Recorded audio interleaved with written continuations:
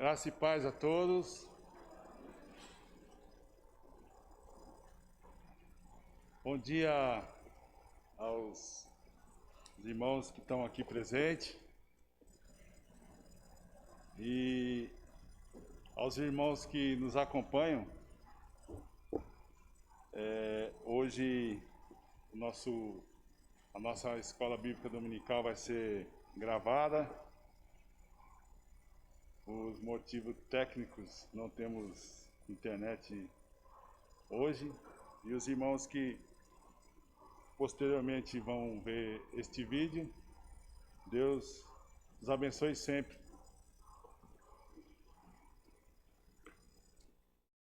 Quero começar a nossa escola bíblica dominical hoje, lendo na palavra de Deus o Salmo de número 78.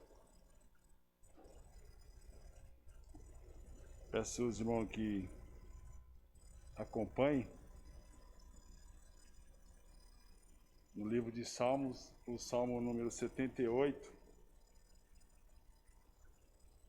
verso de 1 a 4.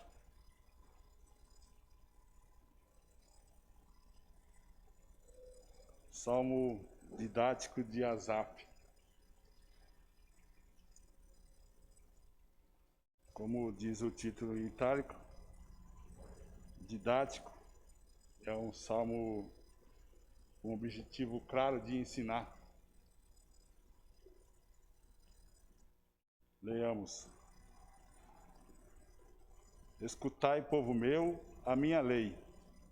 Prestai ouvidos às palavras da minha boca. Abrirei os lábios em parábolas e publicarei enigmas dos tempos antigos. O que ouvimos e aprendemos, o que nos contaram nossos pais, não o encobriremos a seus filhos. Contaremos à vindoura geração os louvores do Senhor e o seu poder e as maravilhas que fez. Eu li esse salmo, irmão, porque esta semana eu vendo uns vídeos, né, de conferências, tá? E nessa semana nós comemoramos, a semana passada comemoramos o Dia das Crianças, na sexta-feira, Dia dos Professores. Amanhã nós temos a obrigatoriedade de mandar nossos filhos para as escolas estaduais. E vendo sobre tudo isso, eu vi um dado alarmante em relação a nossos filhos, às nossas crianças, que nas nossas igrejas cristãs, a permanência dos nossos filhos como cristãos durante a sua vida é de 80%. A permanência a perdição dos nossos filhos, né, é de 80%. Isso quer dizer que em cada 10 filhos, 10 crianças que nós temos na nossa igreja, 8 vão se perder. E isso nos entristece muito. Nós, como pais, como professores, como oficiais, né, esse dado é muito alarmante no dia em que vivemos hoje. Então, por isso que eu trouxe essa palavra aos irmãos e queria também, né, que os irmãos, juntamente com nós, né, nós se atentássemos para essas estatísticas, né? Vamos olhar mais para nossas crianças, para nossos filhos, e tudo baseado na palavra de Deus. Essa palavra que nos traz vida. E Nesse intuito nós vamos estar louvando a nosso Deus com o hino de número 350, que o título é A Palavra da Vida.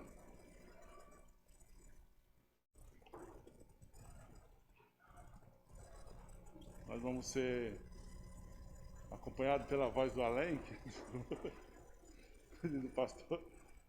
Aí, Tayane.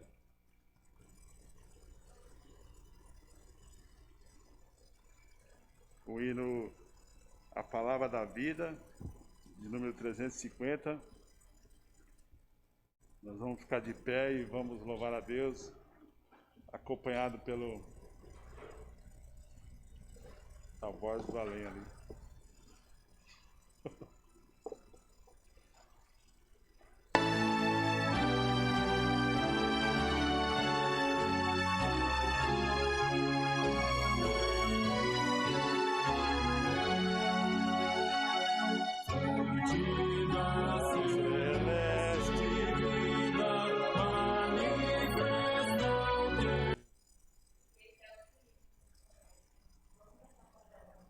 Cantar a capela é melhor, né? A voz do além sabe de uma maneira e nós sabemos de outra.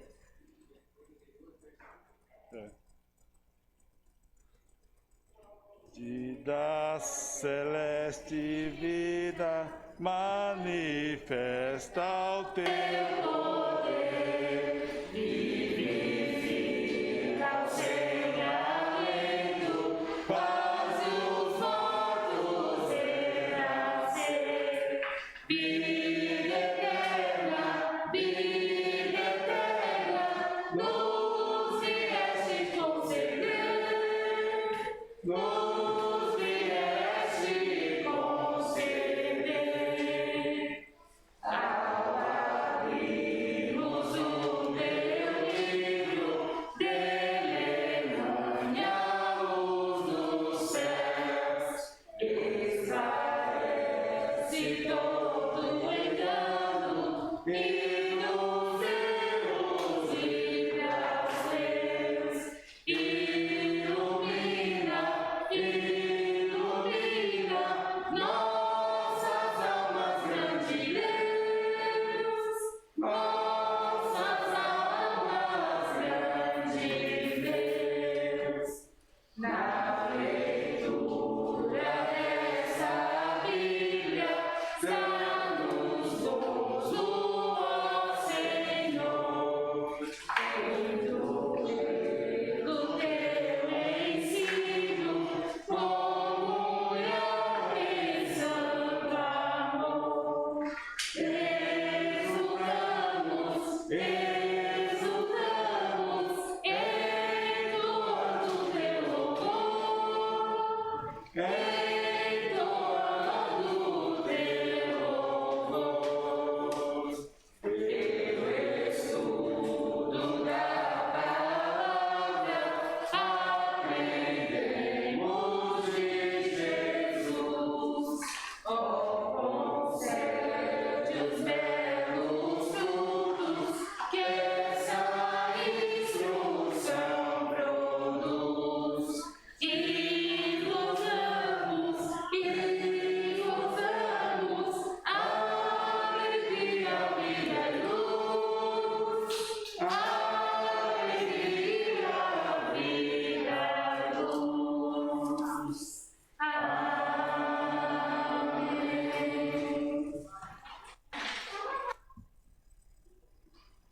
Amém? Podemos assentar?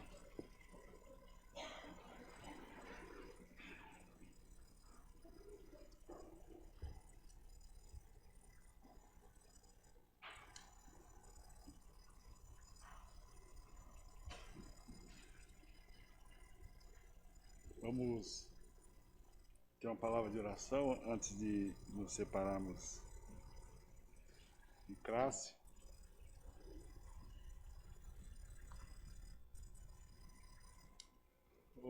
A Luana nos levará a Deus uma oração para que Deus nos abençoe como professores, como alunos.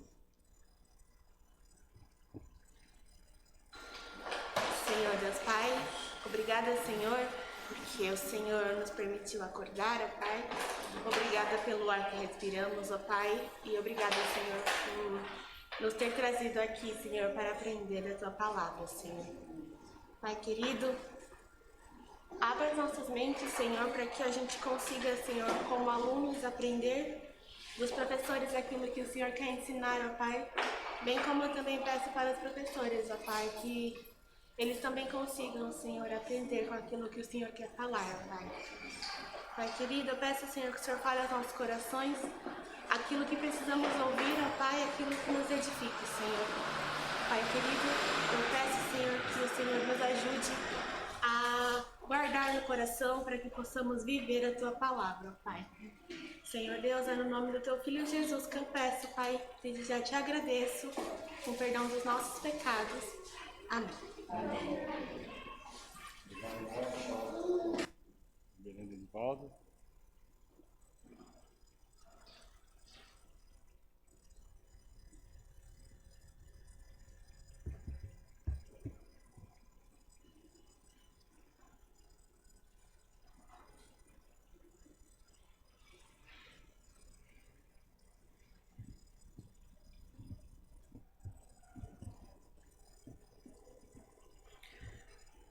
Bom dia, irmãos. Eu quero saudá-los com a graça e a paz do Senhor Jesus. Nós vamos iniciar a nossa aula, a nossa escola dominical de hoje. Tem que abrir aqui, né, Tayane?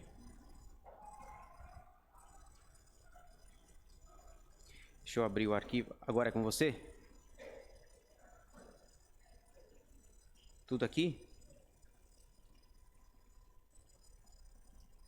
Ah, é verdade, a gente está sem internet. Como que eu faço aqui, Tayane? Apresentação? Ah, não precisa, né? F5. Beleza.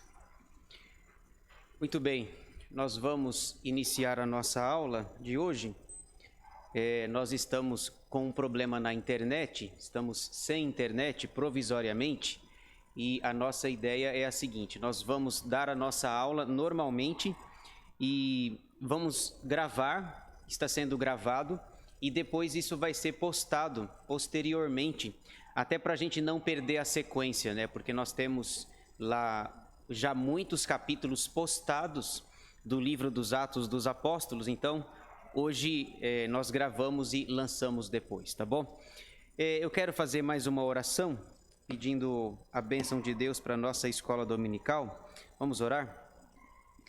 Senhor nosso Deus e nosso Pai, nós te damos graças pelas nossas vidas, pela boa noite de sono que o Senhor nos concedeu. Obrigado por mais um dia de vida, pela tua graça, pela tua bondade, amor e misericórdia na nossa vida. Obrigado, Senhor, por estarmos mais uma vez na tua casa. Viemos aqui para estudar a tua palavra, para te conhecer mais e melhor, para crescer na graça e no conhecimento de nosso Senhor e Salvador Jesus Cristo. Abençoa-nos, ó Pai, porque nós precisamos de Ti. Ajuda-nos para que entendamos a Tua palavra nessa manhã e para que a pratiquemos também. Nós oramos agradecidos no nome de Jesus. Amém. Muito bem, irmãos, então nós vamos começar a nossa aula de hoje, domingo, dia 17 de outubro de 2021. Nós estamos estudando o livro dos Atos dos Apóstolos e hoje nós vamos estudar o capítulo 21. Eu já peço que você abra sua Bíblia em Atos 21 e deixe-a aberta, porque nós vamos estudar e expor esse capítulo nessa manhã. O capítulo tem 40 versículos e nós vamos tentar ir até o final dele. Muito bem. Esse aqui, como vocês já sabem, é o esboço do livro. Ele está dividido em 3 partes e nós estamos considerando a terceira e a última parte. O Evangelho se propaga até aos confins da terra, capítulos 13 a 28. Nós estamos estudando, irmãos, a terceira viagem missionária de Paulo. A terceira viagem de Paulo compreende esses capítulos que os irmãos estão vendo. Começa em 18, 24 e vai até 21, 26. Então, nós temos aqui no mapinha a terceira viagem missionária de Paulo. Eu quero, mais uma vez, mostrar a vocês o nosso ponto de partida, de onde nós começamos a terceira viagem missionária. Veja aí, por favor, capítulo 18, versículo 24. Só para que nós recordemos aonde que a viagem começou, ou que a viagem é descrita no livro. Então, o nosso ponto de partida é a cidade de Éfeso. Isso está em 18, 24. Diz assim: nesse meio tempo, chegou a Éfeso um judeu, natural de Alexandria, chamado Apolo, homem eloquente e poderoso nas Escrituras. Então, aqui é o ponto de partida, ou o início da terceira viagem missionária de Paulo. Domingo passado, nós estudamos Atos 20, a segunda parte da terceira viagem de Paulo. Hoje, nós vamos estudar Atos 21, e hoje nós vamos terminar a terceira viagem de Paulo, ok? Vocês vão perceber que nós vamos terminá-la hoje. Então, a nossa ideia é expor o capítulo 21. Se você tiver alguma dúvida, alguma pergunta, algum comentário, você pode fazer durante a nossa exposição. Então, basicamente, o capítulo 21, nós vamos terminar a terceira viagem de Paulo, iniciada lá no capítulo 18. Resumo do capítulo 21. Ele está dividido em 4 partes. Isso aqui são os 40 versículos. Olha só. Primeira, Paulo chega a Tiro, versículos 1 a 6. Segunda, Paulo em Cesareia, versículos 7 a 16. Terceira, Paulo chega a Jerusalém, lembrando que Jerusalém é o ponto final da terceira viagem missionária. Se o ponto de partida é a cidade de Éfeso, Jerusalém é o ponto final da terceira viagem. Versículos 17 a 26. E a quarta e última parte, Paulo é preso no templo, versículos 27 a 40. Vocês vão perceber aqui no final que houve uma confusão, uma grande confusão, e a gente vai considerar a esse respeito aqui. Então vamos ver mais detalhadamente essas 4 partes aqui, ou esses 40 versículos que compõem o capítulo 21. Primeira parte, veja aí, eu sempre mostro para vocês. A primeira parte vai acontecer na cidade de Tiro. Então, veja aí, você está vendo no mapinha a setinha ali, né? Veja capítulo 21, versículo 3. 21, 3. A primeira parte vai acontecer na cidade de Tiro. Quando Chipre já estava à vista, deixando-a à esquerda, navegamos para a Síria e chegamos a Tiro, pois o navio devia ser descarregado ali. Veja, a expressão aí, Chipre, é a ilha. Eu trouxe esse negocinho para mostrar para vocês. Tá vendo aqui, ó? Aqui, irmãos, é a ilha de Chipre. Eu sempre quando eu vejo, eu acho que parece um gato isso daqui, né? O desenho dele parece um gato, né? Então, aqui, ó, forçando muito a amizade, né, Luana? Então, aqui é a ilha de Chipre. Veja que eles estão seguindo a setinha e o texto diz assim: quando Chipre já estava à vista, que é a ilha de Chipre, deixando-a à esquerda, navegamos para a Síria e chegamos a Tiro. Então, eles vêm descendo aqui pela linha e nós estamos aqui exatamente na cidade de Tiro. Vamos ver o que acontece lá. Então, primeira parte, Paulo chega a Tiro, versículos 1 a 6. O versículo 1 diz o seguinte: depois de nos apartarmos, fizemo-nos à vela e, correndo em direitura, chegamos a Cós. No dia seguinte, a Rodes e dali a Pátara. Só uma pergunta, né? Deixa eu ver se vocês ainda estão ligados no que nós falamos. Depois de nos apartarmos, ou depois de nos separarmos. Separar de quem, gente? Eles se apartaram, eles se despediram de alguém. De quem?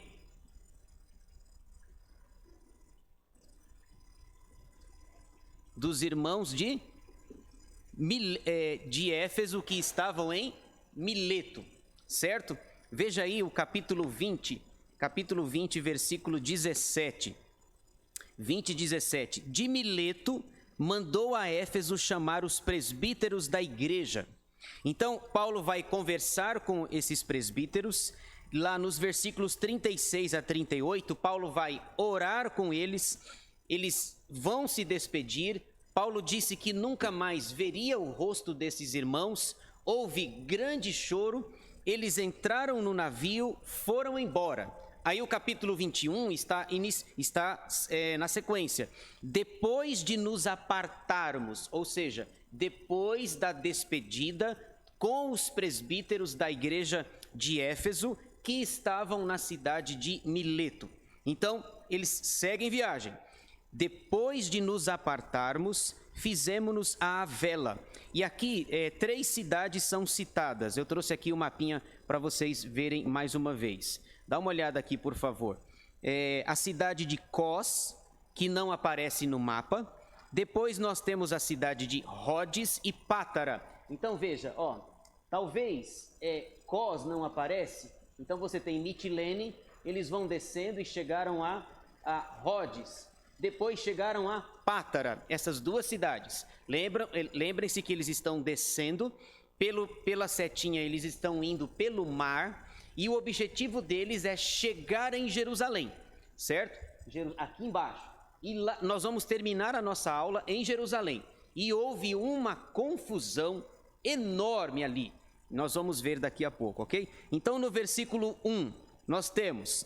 Eles se despediram dos irmãos.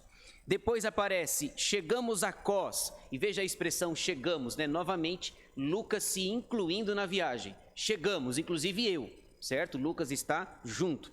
Cós não aparece, talvez esteja entre Mileto e Rhodes. Depois aparece Rhodes e Pátara.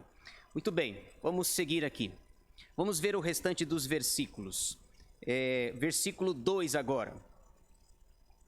Achando um navio que ia para a Fenícia, embarcamos nele, seguindo viagem. Então, Lucas está se incluindo. Embarcamos nele.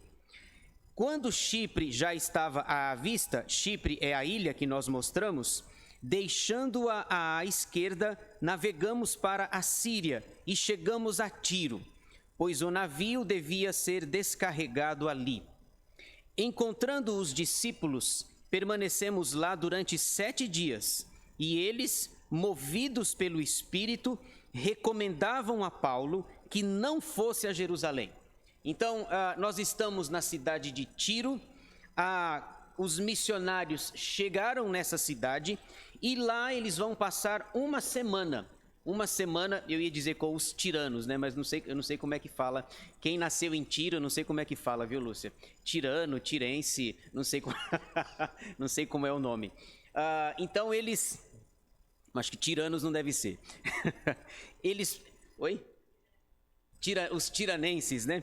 Eles ficaram uma semana. E veja que interessante, irmãos. Eles passam uma semana lá e já há discípulos na cidade de Tiro, mostrando para nós, lembra da terceira parte do livro, A Última Fronteira? O evangelho se propaga até aos confins da terra. Então, lembra, Atos 1:8 diz que vocês vão ser minhas testemunhas, tanto em Jerusalém, Judeia, Samaria e confins da terra. E aí nós chegamos no versículo 4 e é nos informado que existem discípulos na cidade de Tiro. Existem crentes, homens e mulheres que se converteram ao Senhor. E eles ficaram uma semana hospedados lá com o pessoal de Tiro. E aí acontece a primeira recomendação. Eles disseram para Paulo, lembra do mapinha lá que nós vamos terminar a nossa aula em Jerusalém? Eles dizendo o seguinte: Paulo, não vá para Jerusalém. Tudo bem? Não vá para Jerusalém. Você iria? se os seus irmãos em Cristo estão dizendo assim, olha, não vá para Jerusalém, não vá, porque lá vai ter muito problema. Lá em Tiro, eles já estão com essa consciência de que Paulo vai enfrentar muitos problemas na cidade de Jerusalém. Vocês vão ver o tamanho da confusão que deu lá. Muito bem. Versículo 5. Passados aqueles dias, quais dias, gente? O 7º, a Luana está bem de interpretação, muito bom. Passados aqueles dias, ou os 7 dias, tendo-nos retirado, prosseguimos viagem, acompanhados por todos, cada um com sua mulher e filhos, até fora da cidade. Ajoelhados na praia, oramos. É cena bonita, não é verdade? Eles estão na praia, cada um com seu marido, com sua esposa, com seus filhos. Eles se ajoelham na praia, oram, pedem a bênção do Senhor para os missionários. Eles já haviam dito, Paulo, não vá, não vá. Não vá para Jerusalém, porque você vai arrumar confusão para a tua cabeça, certo? Não deu certo, e aí, não deu certo, eles seguem viagem. Versículo 6. E despedindo-nos uns dos outros, então embarcamos, e eles voltaram para casa. Então, veja a expressão novamente no plural, embarcamos. Lucas se incluindo o tempo todo na viagem. Isso significa que ele era uma testemunha ocular dos fatos. E Lucas é médico, Lucas é o médico particular do apóstolo Paulo. Lá no final da vida de Paulo, ele, abandonado por todos, ele diz, todos os da Ásia me abandonaram, somente Lucas está comigo. Muito bem, essa aqui é a primeira parte. Segunda parte. A segunda parte vai acontecer na cidade de Cesareia. Isso está no capítulo 21, versículos 7 e 8. Olha só, irmãos, olha como foi rápido. Eles estavam na cidade de Pátara, depois Tiro, depois Ptolemaida, Cesareia e o destino final deles, que é a cidade de Jerusalém. Veja aí os versículos 7 e 8, por favor. Quanto a nós, concluindo a viagem de Tiro, a cidade anterior aonde eles estavam, chegamos a Ptolemaida, que aparece ali no mapa, certo?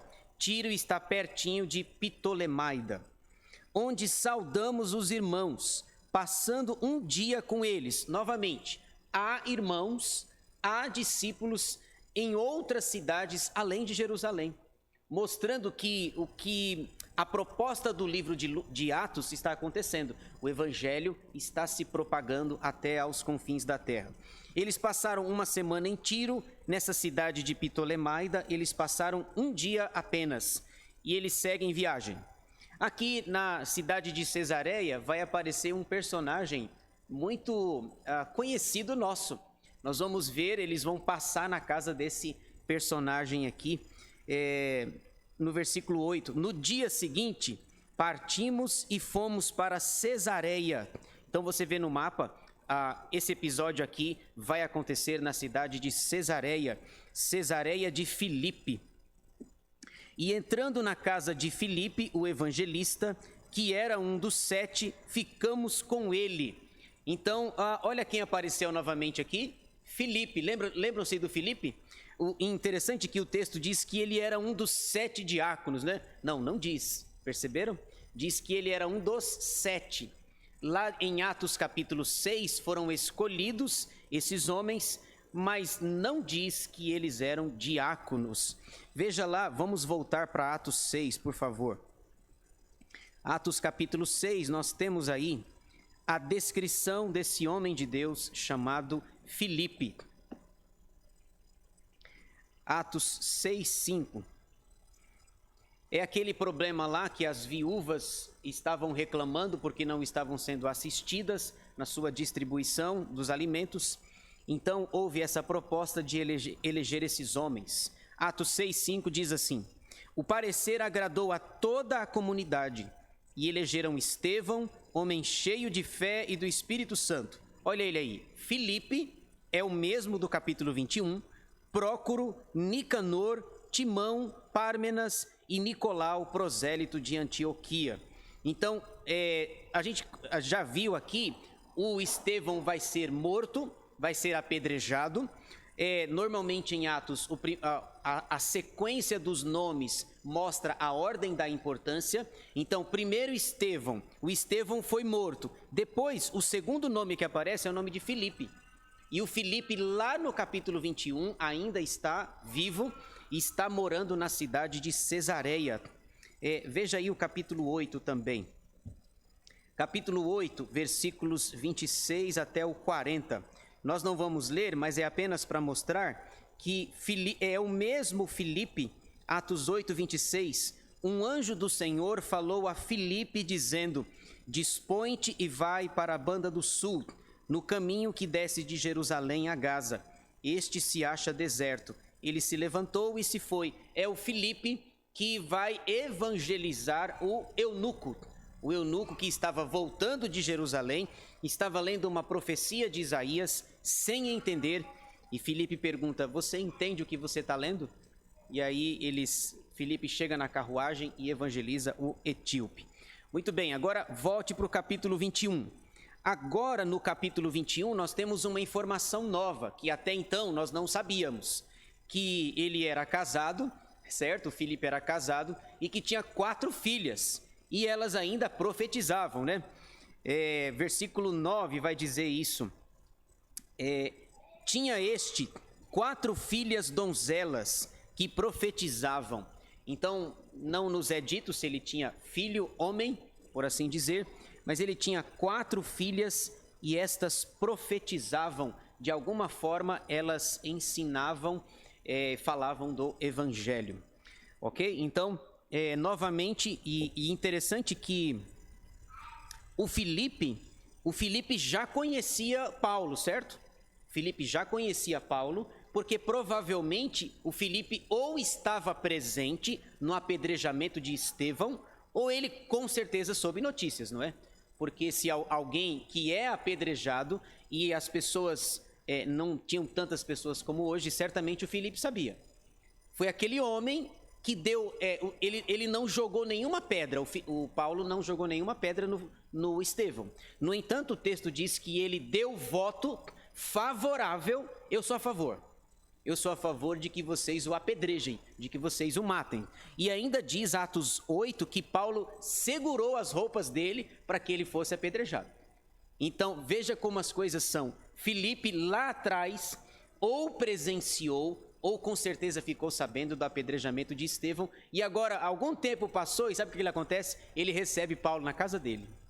Vamos aqui, olha o que o evangelho faz. Eu não sei se vocês lembravam desse episódio, né? A gente lê a Bíblia muito rápido e não faz as devidas conexões. Lá atrás, talvez, no capítulo 8, o Filipe talvez estivesse morrendo de raiva desse homem. Como que você manda apedrejar o diácono, né? Como que você manda apedrejar... A tentação de falar que era diácono é muito grande. Como que você manda apedrejar o Estevão? E veja, o Estevão era o número 1 da lista. Agora o Filipe é o número 2. Então, ou ele viu, ou talvez ele enterrou o Estevão, ou ele ficou sabendo da notícia e agora ele recebe aquele homem. Ele recebe na casa dele para tomar um café. Café com leite, viu, gente? Café com leite é sempre melhor, viu? Eu falo que eu sou café com leite, né? Por causa da gastrite, se eu tomar café puro, é ruim. Então, quando eu chego nas casas, eu chego assim, pedindo, né? Gente, tem leite aí? Se alguém me oferece café, Lúcia, tem um café aqui, pastor. Eu falo, tem leite. Tem leite. Aliás, eu vou contar deixa eu abrir um parênteses aqui, contar uma piadinha. Aconteceu isso aqui. Nós estávamos uma vez na reunião do conselho aqui, né? E aí, o Adeildo, acho que falou com a Silene e tal, e eles iam trazer um café para nós, né? Um café, alguma coisa assim. Aí eu falei, traz leite. Aí a Silene falou, avisa o pastor que aqui não tem vaca, não. Não foi, Samilton? Não é verdade isso aí? Nunca mais eu esqueci. Eu falei, deixa a Silene comigo. A orelha dela deve estar vermelha ali atrás. Avisa o pastor que aqui não tem vaca, não. Tá vendo, Joilson? O pastor sofre, viu? Aqui não tem vaca, não. Muito bem.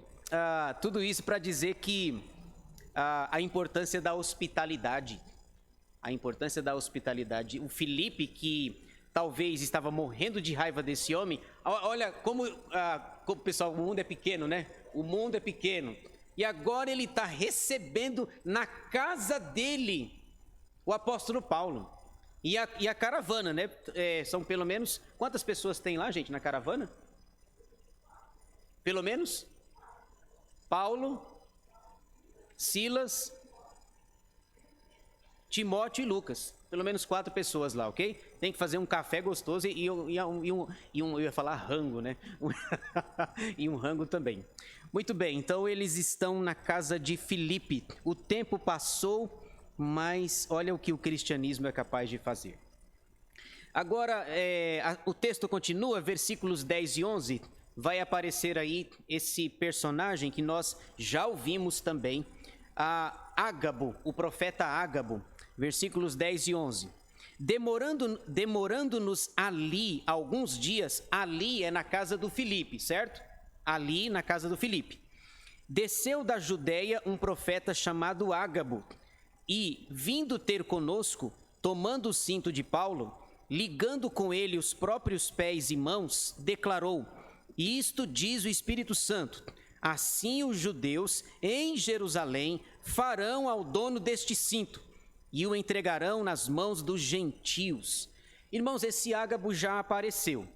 É a segunda vez que ele aparece. E vocês já sabem que quando o Ágabo aparece é para quê? É notícia ruim. Certo? Então vamos ver. Volta aí, por favor, no capítulo 11. Quando ele aparece, olha, eu acho que o Ágabo não seria muito bem-vindo hoje em dia não, viu? Porque ele só dá notícia ruim, certo? Aqui no capítulo 21, ele pega o cinto de Paulo e diz assim: amarra as mãos e os pés, diz, vão fazer isso com ele, vão fazer isso com o dono deste cinto. Lembram-se dos irmãos lá de Tiro? Lembram-se que a gente viu agora há pouco? Os irmãos de Tiro disseram a mesma coisa: não vá para Jerusalém. Agora tem um profeta dizendo: não vá para Jerusalém. Deixa eu perguntar para vocês: vocês iam? Vocês iriam? Vocês iriam? Já é a segunda vez que alguém está dizendo, hein? Vocês iriam para Jerusalém com essa condição? Não, a Eliane já deu seu voto ali.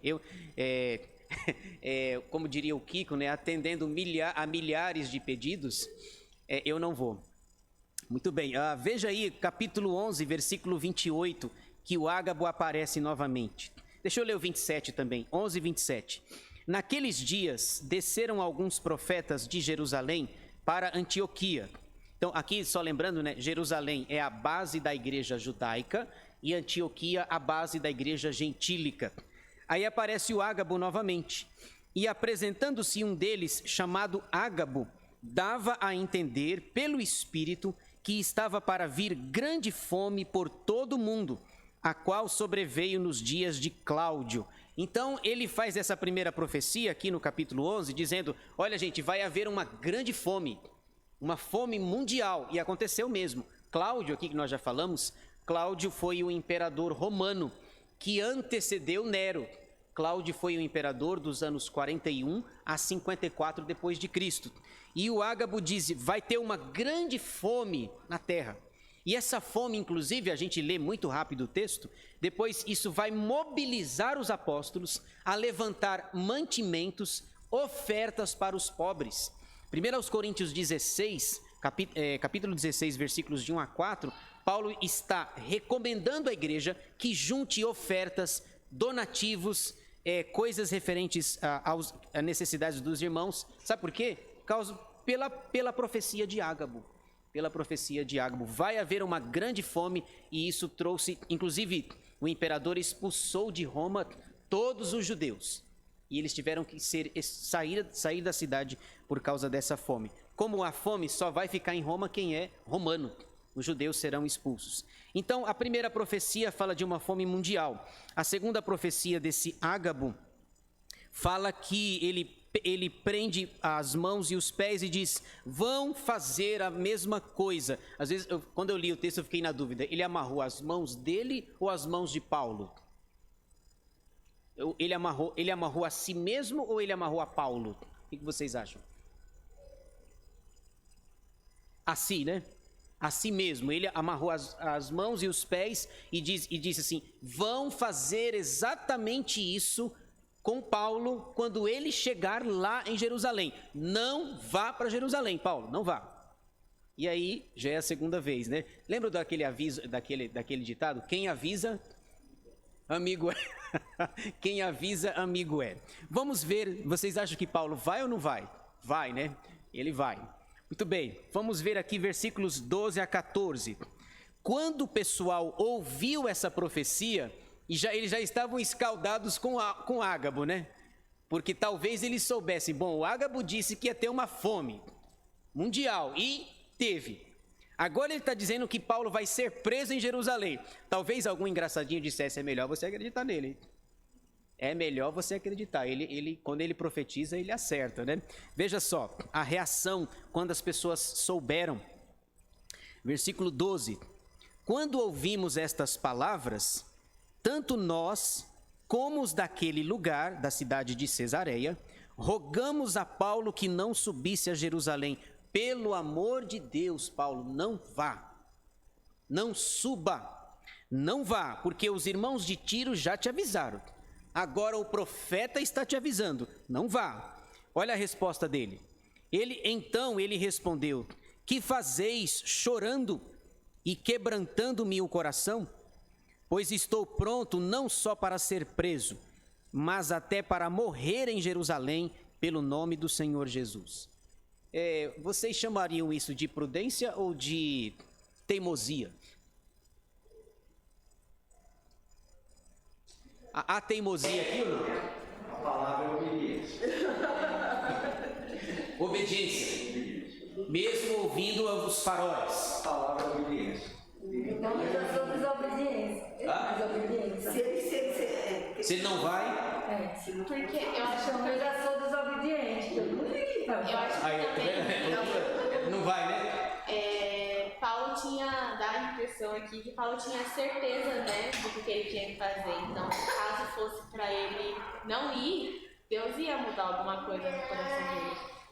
Sim, bem lembrado, Luana. Eu tô provocando vocês, mas talvez se nós estivéssemos na cena, talvez a nossa opinião fosse diferente. Nós somos nós somos muito fraquinhos. Mas a fé nossa é isso.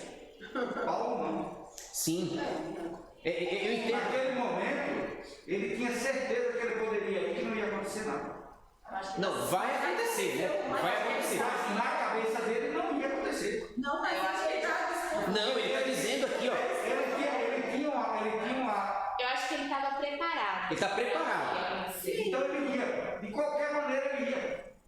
Ele ia obedecer aquilo que foi determinado a ele. Haja o que hajar. Que houver. É porque ele tinha uma meta, ele não fazia uma viagem assim. Porque eu quero ir. Sim, não é, essas viagens não são turísticas, né? Essa viagem programada com uma finalidade. Sim, pregar o evangelho. Então Deus mandou, né? Então ele tem que obedecer. Não, Deus mandou ele. Sim, na verdade, eu falei para vocês, a palavra não é teimosia, a palavra é obediência. Agora veja, eu estou tentando mexer com vocês no sentido de que, veja, os irmãos que também são crentes e piedosos, eles estão rogando, pelo amor de Deus, não vá. E eles são crentes do jeito de Paulo, são crentes, certo?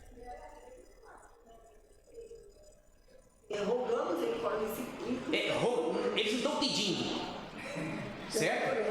A palavra não é pedir aí, certo? A palavra rogar é mais forte. Dona Alice. Não, no meu modo de ver, eles não foram por acaso, eles foram para obedecer, uma obediência, eles não desobedeceram. Não é por acaso, uma viagem por acaso. Exatamente, eles não estão fazendo turismo, né? Estão fazendo missões. É uma missão deles, então eles Exato. não desobedeceram, eles não uma missão. Exato. Eu acho que o Julio, você fala, Julio. Que tem um versículo aqui na Bíblia, aqui, que é um versículo que diz assim: encontramos os discípulos dali e ficamos com eles 7 dias, que eles, pelo Espírito, Deus, né, recomendavam a Paulo que não fosse a Jerusalém. E logo depois do profeta, ou seja, é Deus falando com ele. Eu acredito. A Bíblia mostra. Só que ele já tinha esse plano lá atrás de ficar lá. Acredito também inspirado pelo Deus. Mas ele já tinha passado por lá uma vez, não tinha? Já tinha sim, já. É que eles sabem. Por que Jerusalém? Porque Jerusalém é onde está a igreja, certo? Jerusalém é a sede, é a base da igreja judaica. Quem está lá? Os apóstolos. Pedro está lá, Tiago, as colunas da igreja estão lá, mas os judeus também estão lá, os judeus descrentes. E todo mundo conhece Paulo. Paulo era aluno de Gamaliel, lembra? Ele era um fenômeno. Alguém já disse, eu vi um comentário esses dias, que Paulo, com cerca de 25 anos de idade, talvez ele, se fosse hoje, ele já teria 2 doutorados. Ele é um fenômeno, esse Paulo, um fenômeno. Ele diz isso quando ele vai falar de si, ele fala, eu me destacava a todos os demais da minha idade. Era um fenômeno. Ele seria um fenômeno no judaísmo. Mas e aí Jesus o transforma, o converte. Aí o pessoal do judaísmo que investia nele, agora o considera como um traidor. Mas ele é um fenômeno. A mente desse homem é extraordinária. Metade do Novo Testamento é dele. Leia Romanos, que você não entende eu não entendo até hoje Romanos. Um dia eu entendo. Deixa eu ver aqui. Seu Milton, diga. Lúcia, Tayane e a Luana também. Pastor, olha o que diz aqui o versículo 13, a parte dele. Sim. Pois estou pronto não só para ser preso, mas até para morrer em Jerusalém, pelo nome de quem? Do Senhor Jesus. Obediência. Obediência. Lúcia. Então, eu ia ler palavras aí de 13 que ele falou, mas eu vejo o Paulo também, o tempo todo ele conviveu com o perigo. O tempo todo ele sabia que morreria por Cristo. E ele sabia também que tudo que ele havia feito no passado, a perseguição, ele não passaria impune. Eu acho, né? Dentro dele ele sabia que, apesar de ter sido salvo, perdoado, e essa missão de levar a palavra, haveria que sentir na pele a perseguição que ele outrora havia feito. Sim. Eu sinto isso. Aliás, Lúcia, isso não, eu diria que não é apenas um sentimento, mas isso é bíblico. A Bíblia diz claramente isso. No dia da conversão dele foi dito isso. Você está me perseguindo? Você está me maltratando?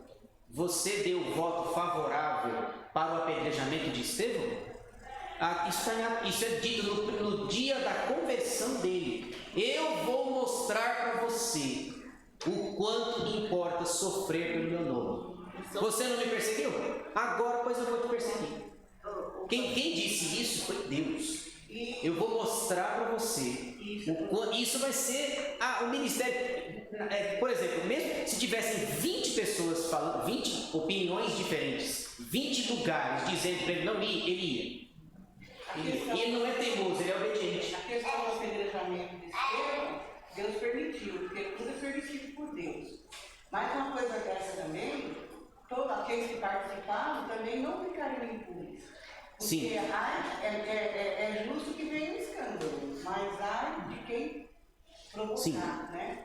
Isso não vai ficar impune, certamente. Rapaz, hoje está animado. Não, eu não ia entrar nem tanto na questão da obediência, é claro. Mas eu acho que o que essas pessoas rolam, porque é um cuidado que demonstram com ele. Né? Vamos pensar, se você vai para um lugar perigoso, as pessoas vão falar, não vai para lá, porque lá é perigoso. Né? Mostra que cuidam de você, que gostam de você. Não. Oi? Não vai pro jardim, não. Vai pro jardim, A igreja me recomendando não vir para cá. Só faltava essa, seu Milton. Mas diga aí. Eu não venho não, então. Não, mas é isso. Isso não mostra assim, olha, vai lá e desobedece a Deus. Né? Mas é uma forma de cuidar. Como ele tinha certeza de qual era a missão dele, do que ele deveria fazer, ele tem que projetou da outra dessas pessoas, porque quem recebeu o chamado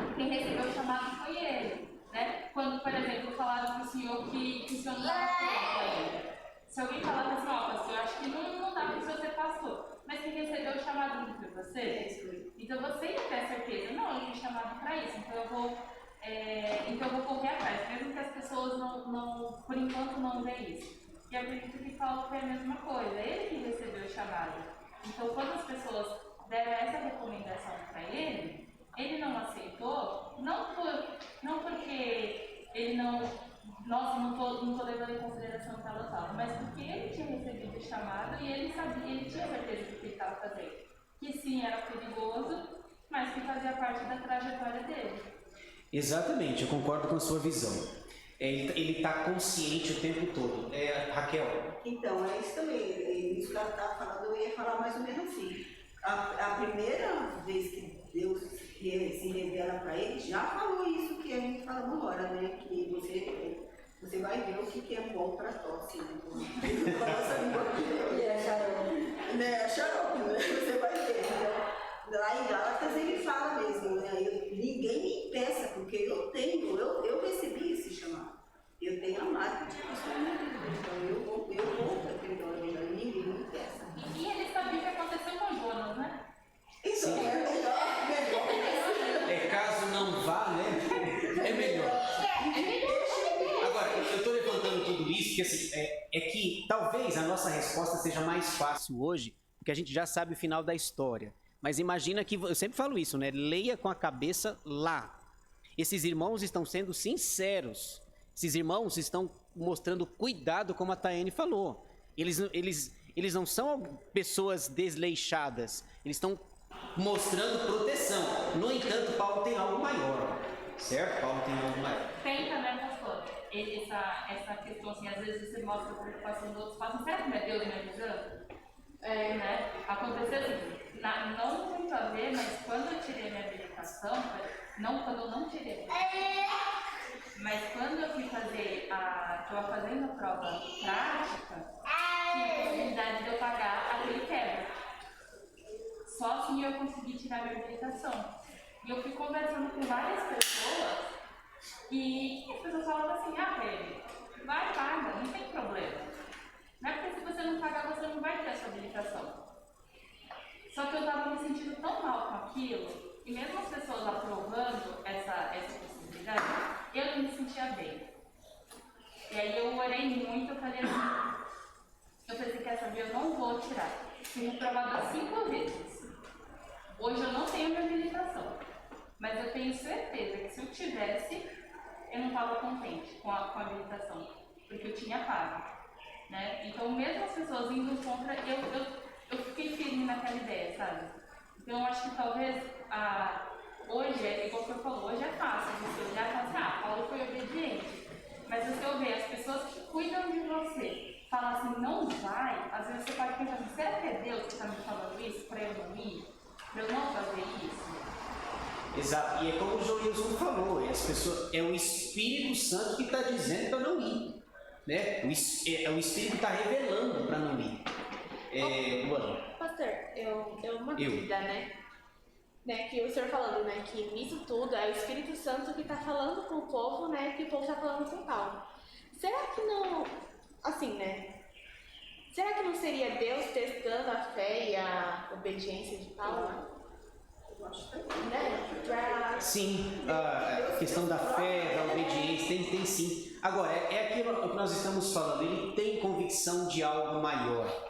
Quando ele, como o seu Milton leu, né, no versículo 13, mas, pois estou pronto não só para ser preso, mas até para morrer em Jerusalém pelo nome do Senhor Jesus. Ele vai dizer lá em Filipenses 1, né, para mim o viver é Cristo e o morrer é lucro. Então morrer para ele não faz muita... É até melhor. É até melhor, viu? Vamos lá, deixa eu terminar. Você fala, seu Milton? Não? Vamos lá, vamos seguir aqui, porque vocês não estão deixando eu ir para Jerusalém. Vamos lá, eu vou viajar, vocês vão ver. Versículo 14. Como, porém, não o persuadimos, persuadimos convencemos, né? Conformado dissemos, faça-se a vontade do Senhor. Passados aqueles dias, Tendo feito os preparativos, subimos para Jerusalém. Não teve jeito, eles vão. E alguns dos discípulos também vieram de Cesareia conosco, trazendo consigo Minasson, natural de Chipre, velho discípulo com quem nos deveríamos hospedar. Terminamos assim a segunda. Vamos para a terceira parte. A terceira parte vai acontecer em Jerusalém. Depois de todas essas discussões acaloradas dos irmãos, finalmente chegamos em Jerusalém. Veja aí, capítulo 21, versículo 17. Diz assim: tendo nós chegado a Jerusalém, os irmãos nos receberam com alegria. Então vejam ali no mapinha, tá vendo? A viagem que começa aqui, né? Lembrando que Antioquia é a sede da igreja gentílica. Eles fazem todo aquele percurso, depois voltam pelo mar, no finalzinho aqui, né? Tiro, Ptolemaida, Cesareia, a cidade de Filipe, e finalmente chegaram a Jerusalém. Diz o texto que os irmãos receberam com alegria. Está todo mundo feliz e alegre, por pouco tempo. Por pouco tempo. Aliás, você ia falar, Laércio? Não? Passa a bola? Passa a bola. Agora que eu percebi, você tinha levantado a mão. Desculpa, viu, Laércio? Então vamos lá, vamos ler aqui. Chegaram a Jerusalém, vamos ver o que acontece. Terceira parte, Paulo chega a Jerusalém, versículos 17 a 26. 18.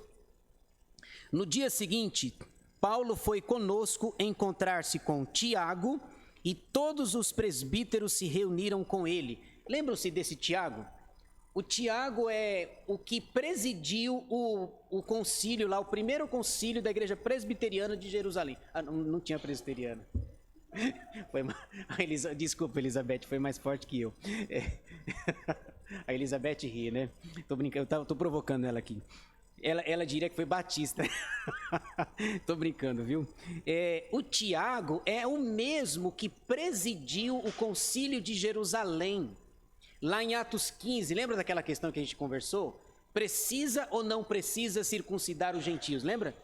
Aí tem aquela discussão, um fala uma coisa, outro fala outra. No final, Tiago, que é o presidente da Assembleia, Tiago vai dizer assim, não precisa circuncidar os gentios. Está todo mundo reunido, Tiago, os presbíteros estão lá, aí os missionários vão contar, diz o texto, detalhadamente tudo que aconteceu na terceira viagem. Eles vão contar. Veja só o tamanho da alegria. Versículo 19. E tendo-os saudado, contou minuciosamente. Achei mais alguém que é detalhista aqui, viu, Lúcio? Minuciosamente, todos os detalhes da viagem. Passamos ali, passamos cá, começamos em Éfeso, e eles vão descrevendo. Lá em Tiro, disseram para a gente que não era para vir para Jerusalém. Depois apareceu o Ágabo, prendeu as mãos e os pés, disse que não era para eu ir a Jerusalém, e eu estou aqui em Jerusalém. Okay? Então eles contam minuciosamente o que Deus fizera entre os gentios por seu intermédio. Ouvindo-o, no caso Paulo, deram eles glória a Deus e lhe disseram, bem vês, irmão, quantas dezenas de milhares há entre os judeus que creram. E olha, irmãos, dezenas de milhares de judeus convertidos a Cristo. Que creram e todos são zelosos da lei. E foram informados a teu respeito que ensinas todos os judeus entre os gentios a apostatarem de Moisés, dizendo-lhes que não devem circuncidar os filhos, nem andar segundo os costumes da lei. Que se há de fazer, pois, certamente saberão da tua chegada. Eles vão ficar sabendo que você chegou. E essa alegria vai acabar rapidinho. Versículo 23. Faze, portanto, o que te vamos dizer. Aqui é um conselho que foi dado. Estão entre nós 4 homens que voluntariamente aceitaram voto. Que voto que é esse, gente? O voto do nazireado, o voto de Nazireu. Isso está lá em Números capítulo 6, versículo de 13 a 20. Toma-os, purifica-te com eles e faze a despesa necessária para que raspem a cabeça, e saberão todos que não é verdade o que se diz a teu respeito. Aliás, é interessante, né?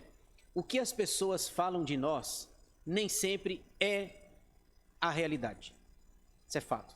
O que falam de nós, o que dizem a nosso respeito, nem sempre reflete com o que realmente nós somos, nós dizemos ou nós ensinamos. As pessoas têm uma visão, às vezes, muito distorcida a nosso respeito.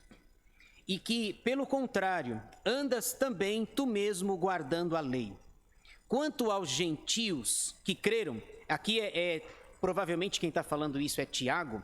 Quanto aos gentios que creram, já lhes transmitimos decisões para que se abstenham das coisas sacrificadas a ídolos, do sangue, da carne de animais sufocados e das relações sexuais ilícitas. Lembra, quem foi que deu essa ideia, gente? Quem foi que teve essa iniciativa? Vamos lá, capítulo 15. Foi? Foi Tiago, o mesmo Tiago, falando novamente. Atos capítulo 15, versículos 28 e 29. A reunião está acontecendo, o concílio está reunido.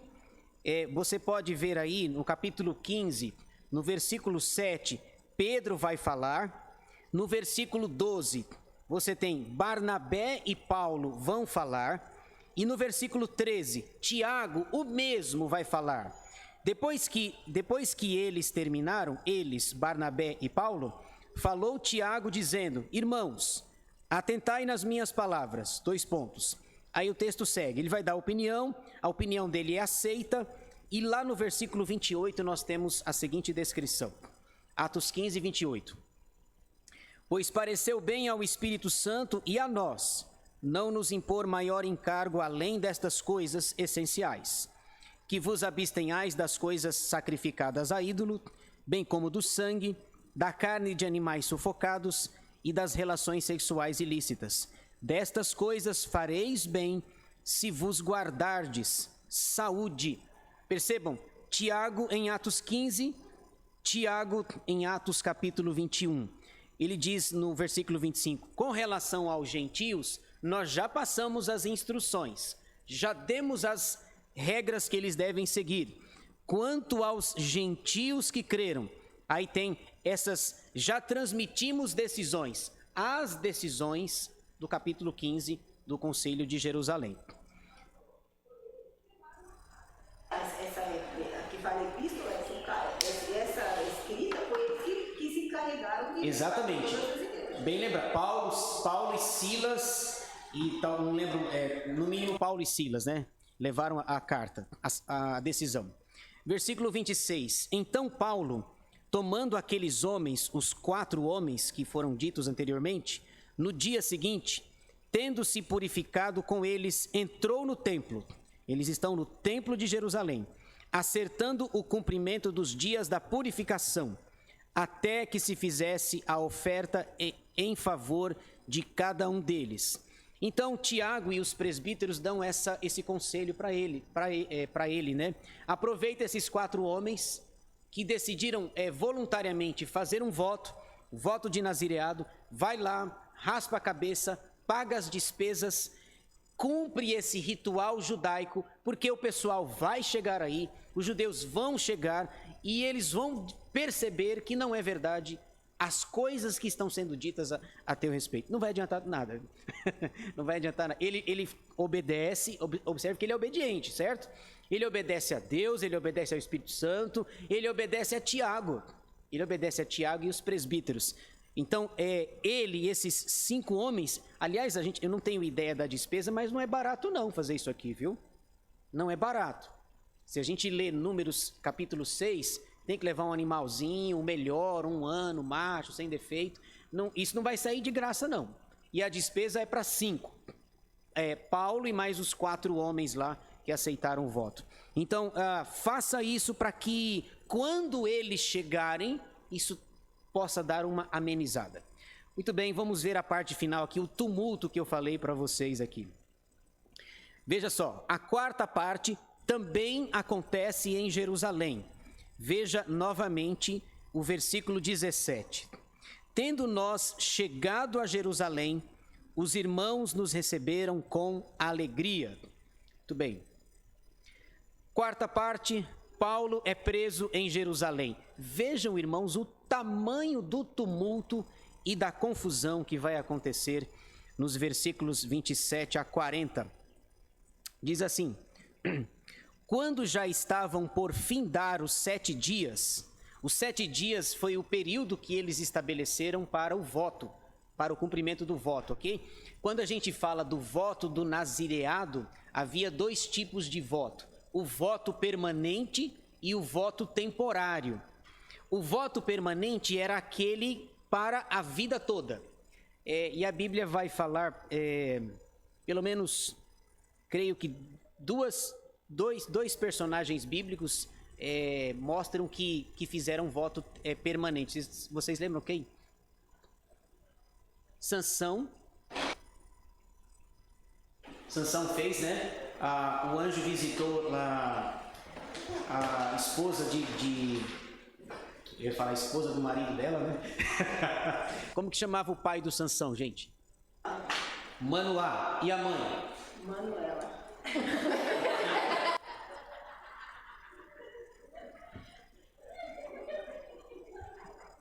Você viu, seu Milton?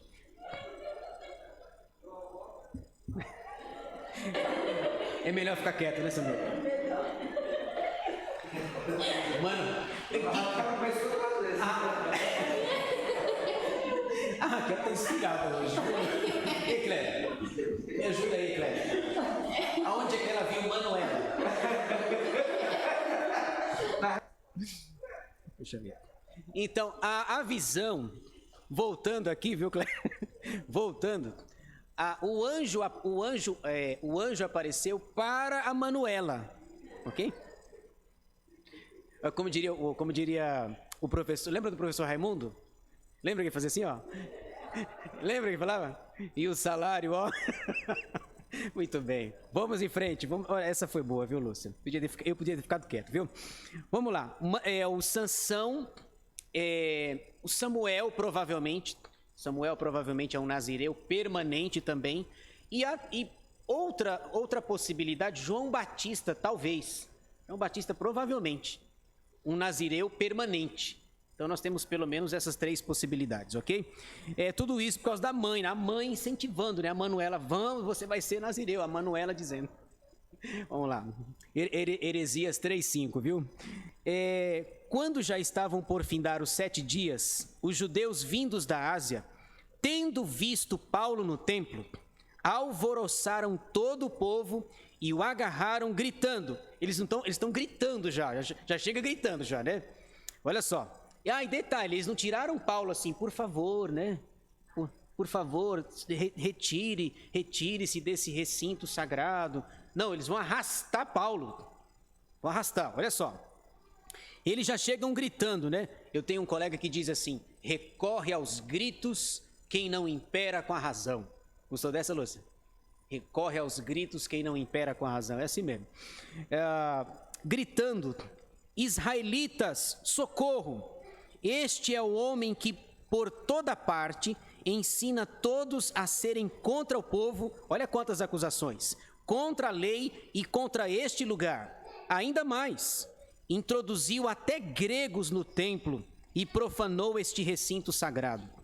Pois antes tinham visto Trófimo, o Efésio, em sua companhia na cidade, e o julgavam que Paulo o introduzira no templo. Olha, eu vou te falar um negócio aqui, viu?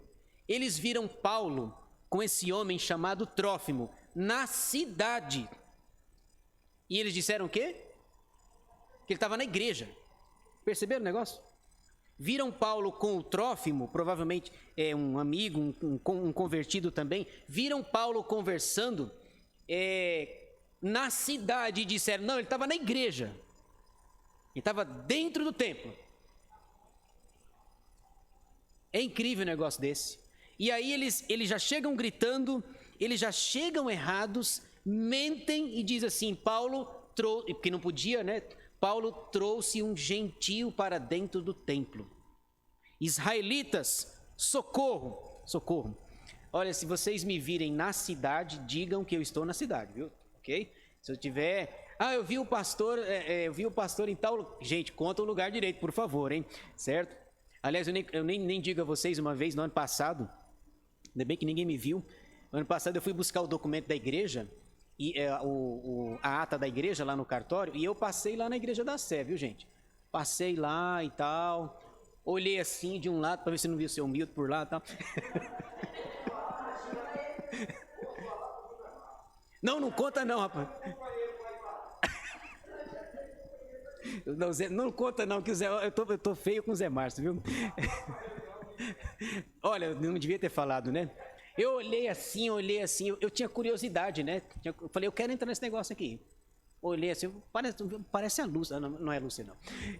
Olhei, me certifiquei e tal, entrei. Entrei lá na Sé, como é que chama lá? Catedral da Sé. Porque muito, enorme, estava tendo missa, estava tendo lá, é impressionante o tamanho da idolatria. Eu queria ver o fenômeno religioso. Eu me senti Paulo em Atenas, no Areópago, certo? Senhores, ai, tá vendo? Opa!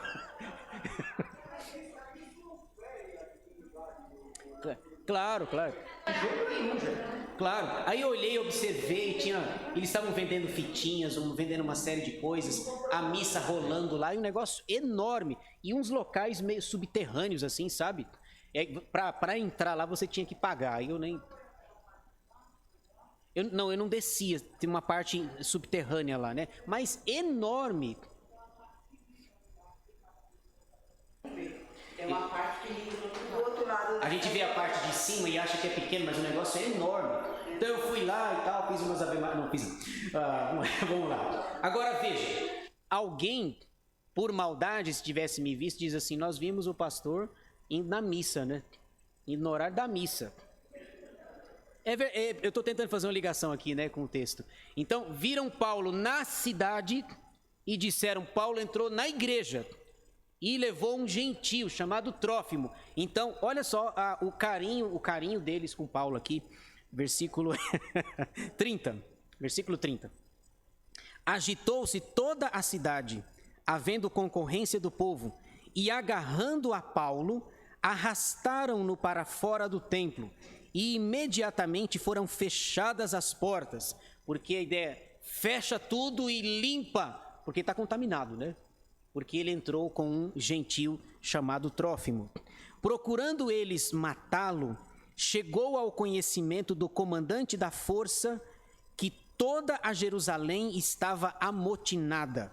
Roma até permitia que alguém se reunisse para fazer suas festividades, as religiosidades, mas aglomeração para fazer esse, como é que chama aqui? A cidade estava amotinada, eles não permitiam. Eles não toleravam qualquer tipo de revolta da população. E aí o comandante ficou sabendo que estava tendo essa aglomeração aqui, né? Então o comandante, levando logo soldados e centuriões, correu para o meio do povo. Ao verem chegar o comandante e os soldados, cessaram de espancar Paulo. Ele ia ser morto. Se o comandante não chega, ele ia ser morto. Agora tem um detalhe aqui. Quantos soldados vocês acham que tinha ali?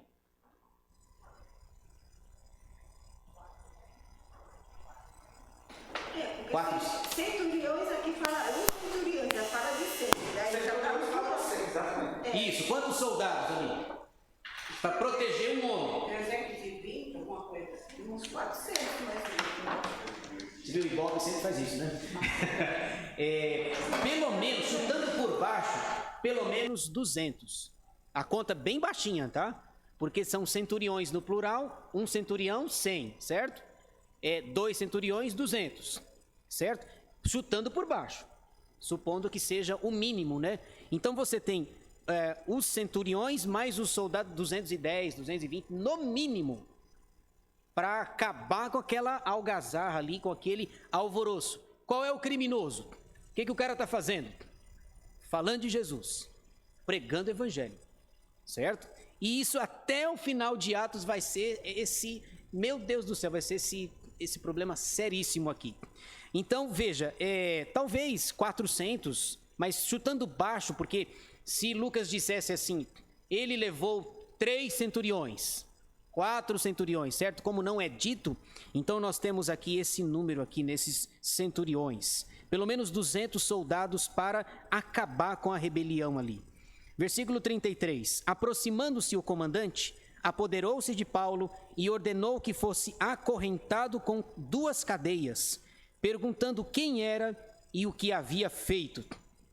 Na multidão, uns gritavam de um modo, outros de outro.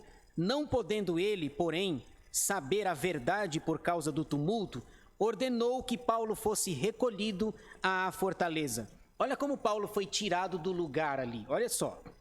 Ao chegar às escadas, foi preciso que os soldados o carregassem por causa da violência da multidão, pois a massa do povo o seguia gritando, mata-o! Imagina a fúria dessas pessoas. Imagina a raiva, o ódio que eles tinham. Fica imaginando que o texto diz aqui no versículo 35, que os soldados carregando por cima, né? Já pensou? Paulo aqui, ó, carregado pelas mãos. Ele não está subindo as escadas, ele não está indo para a fortaleza subindo, ele está aqui, ó, soldados carregando por cima, porque ele já estava sendo espancado. E só não foi morto pelo espancamento, porque chegou o comandante, chegou os centuriões, os soldados, para acabar com a bagunça. E a confusão era tão grande que o comandante não conseguiu entender o que estava acontecendo. O que está acontecendo aqui? Quem é esse homem? E o comandante acha que esse Paulo é alguém que na época era um arruaceiro, que fazia um guerrilheiro, na verdade. Ele acha que é ele. Então, prende ele, coloca 2 cadeias e aí depois, inclusive o comandante vai fazer pergunta para Paulo. Olha só. Versículo 37, para a gente terminar aqui. E quando Paulo ia sendo recolhido à fortaleza, disse ao comandante, é-me permitido dizer-te alguma coisa? Eu fico impressionado com a educação de Paulo. Ele está apanhando, ele está sendo espancado injustamente.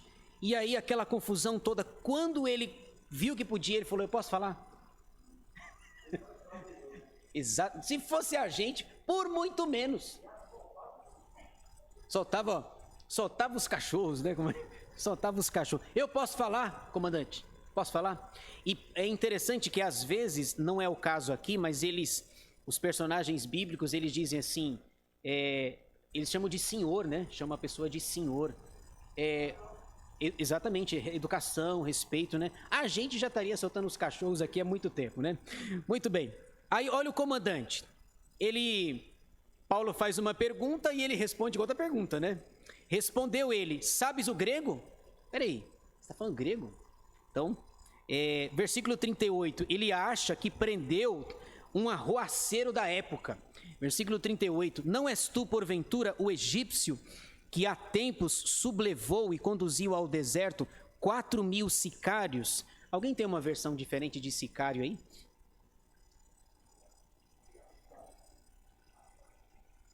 Assassinos? Olha aí, opa. Eu imaginei que alguém ia perguntar o que era sicário. Tá vendo? Sicário.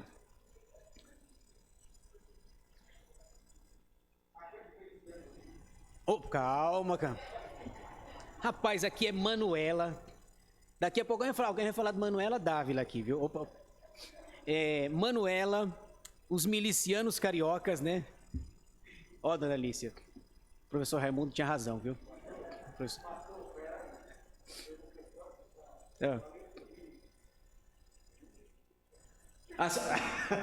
Mas para bom entendedor, vamos lá. Sicário, seu Milton, significa, na versão dele tá assassino.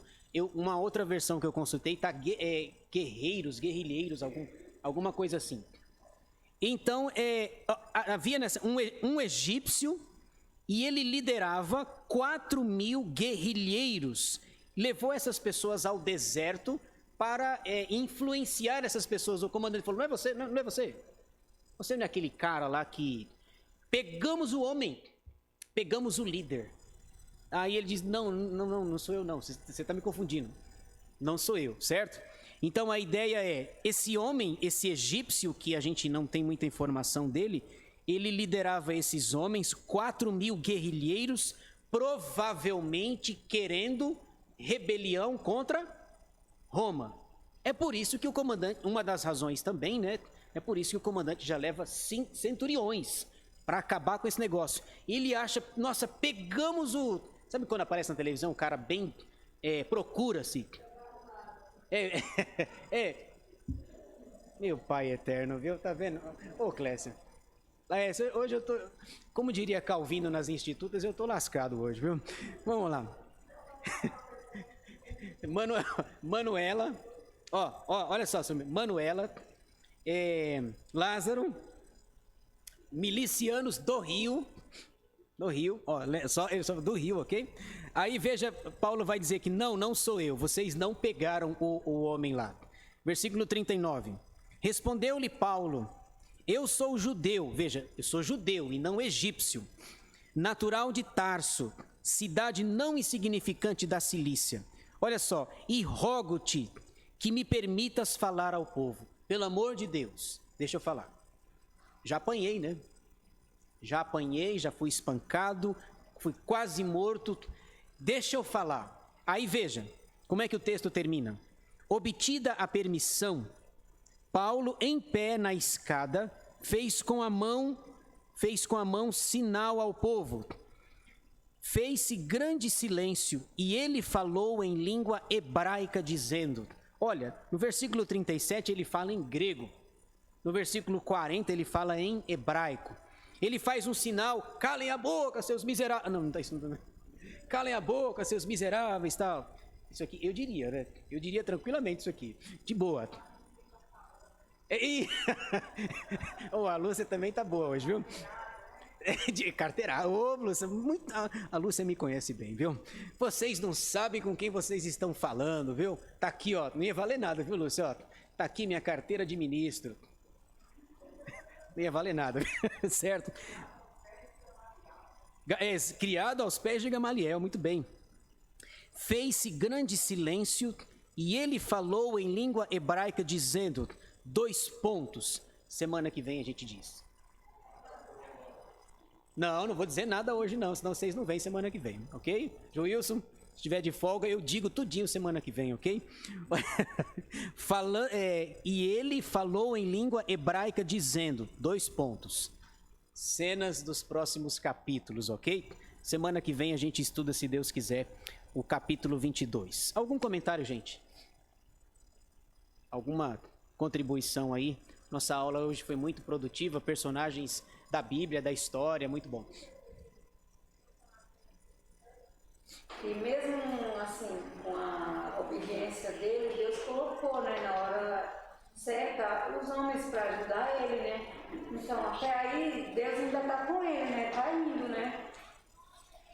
Sim, muito bem lembrado pela Eliane, que a obediência, ela traz problemas, mas ela também traz benefícios. Porque, veja, quem tá salvando a pele dele é o ímpio. O comandante não conhece a Cristo. É que não era hora de morrer também. Oi? Não era hora de morrer. Não era a hora de morrer, né? Exato. Agora, veja, Deus usa um ímpio para protegê-lo. Isso ele me fez lembrar de um caso. Lembra-se de Jeremias? No dia que Nabucodonosor invadiu tudo, tocou fogo em tudo, o Nabucodonosor, que é o dono do mundo, na época diz, não façam mal a Jeremias. Não encostem em Jeremias. Sabe por quê? Porque durante 40 anos ele obedeceu a Deus. Então, ele disse para o comandante, se o Jeremias quiser ir para a Babilônia, leva ele. Se ele quiser ficar, deixa ele ficar. Não encosta a mão em Jeremias. Impressionante, hein?